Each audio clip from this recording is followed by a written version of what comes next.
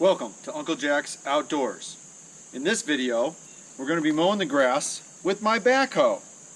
This is a John Deere 110 TBL, tractor backhoe loader.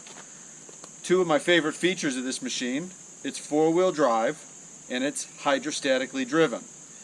Now, how can I mow the grass with this machine? Simple. We're going to take off the backhoe and install an 84-inch King Cutter mower. Let me show you how I do it. Alright, the first step is to remove the backhoe. Now the backhoe is held on by two king pins, and we'll use the hydraulics to loosen the pins, lift the backhoe up, and then drive away and disconnect the hydraulics.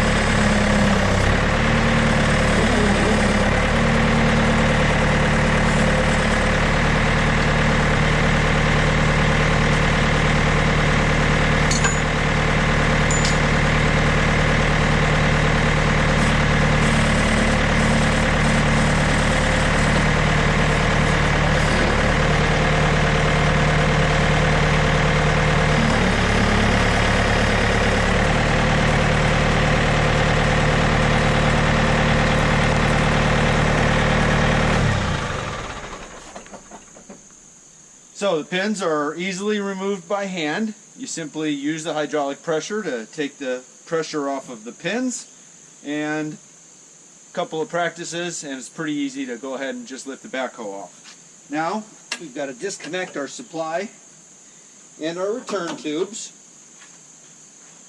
Okay. Then we just reconnect them to the machine in order to keep dirt out of them.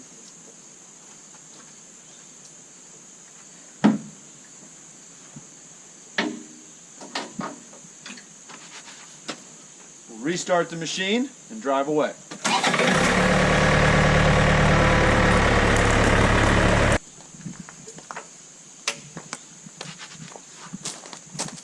Okay, next step, let's put the mower on.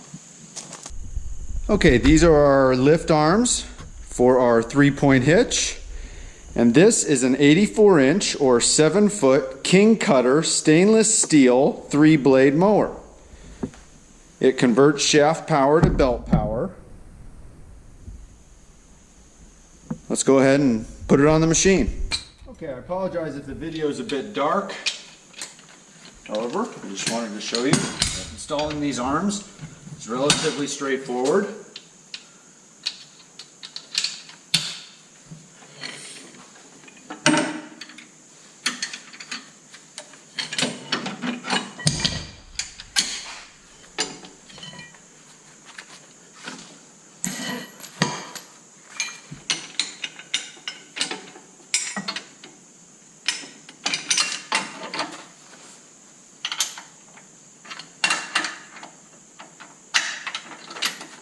Now, two tricks.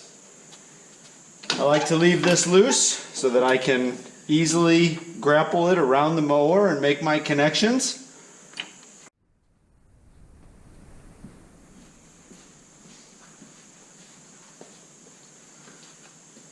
Okay, after connecting 1, 2, 3 points of the 3-point hitch, we'll go ahead and connect the drive shaft. A little bit of grease goes a long way to help make these connections.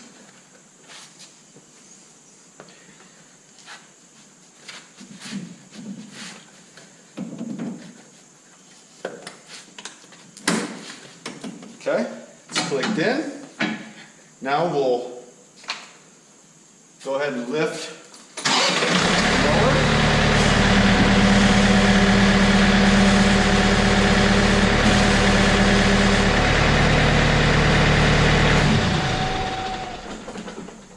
By the way guys, never get between the implement and the machine while the machine is running. I try to keep a safe distance and only move it up and down when the machine, when I'm standing outside of the danger zone here. Now the last thing we have to do is set our left to right adjustments. There's several different slots available to lock this adjustment in place.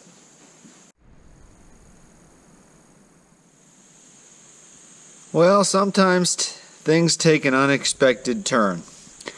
There won't be any mowing today as I need a new 1/2-inch left-handed thread bolt and I can't find one locally. I was able to order a set of 3 on eBay. Let's take a closer look. Now, this part of the threading was damaged when I had to pound it out through the spacer. So this part here was my fault. But you see where the threading actually starts to look more coarse.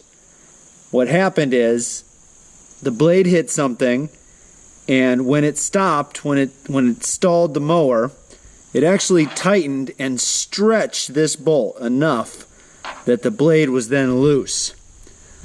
So we're going to sharpen this blade, and we're going to have to wait on a set of bolts. Okay, I've got my eye and ear protection on. I sharpen these blades from the top. I use a 2-step process. The first step, I'll take my 4-inch grinder and I'm going to grind this bevel on here and just create a new bevel, even if that means removing some of the material.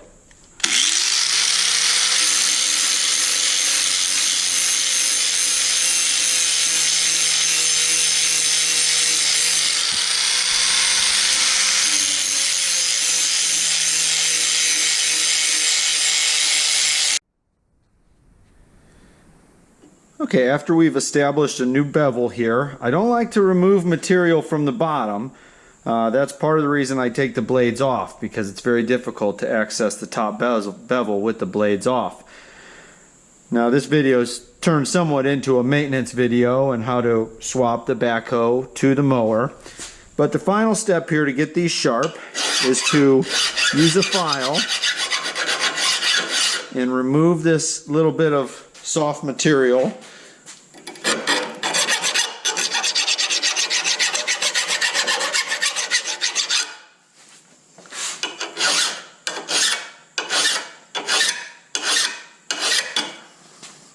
There we go. We've got a nice sharp edge. We've removed the material from the top. Well, unfortunately, with that bolt in the condition that it is, we're not going to mow today. I'm going to go ahead and finish things up by putting a couple pumps of grease in each one of the door fittings. Well, I've exhausted every effort looking for a left-handed bolt in order to complete this project and do some mowing today. But fate just isn't in my favor. I did want to show you up close the setup for this mower. 3-point PTO.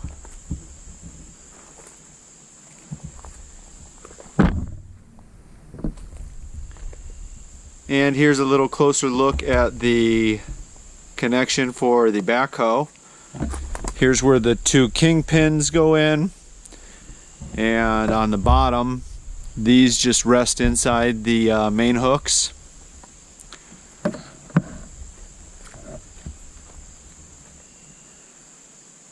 Alright guys, we're going to have to mow on the next one.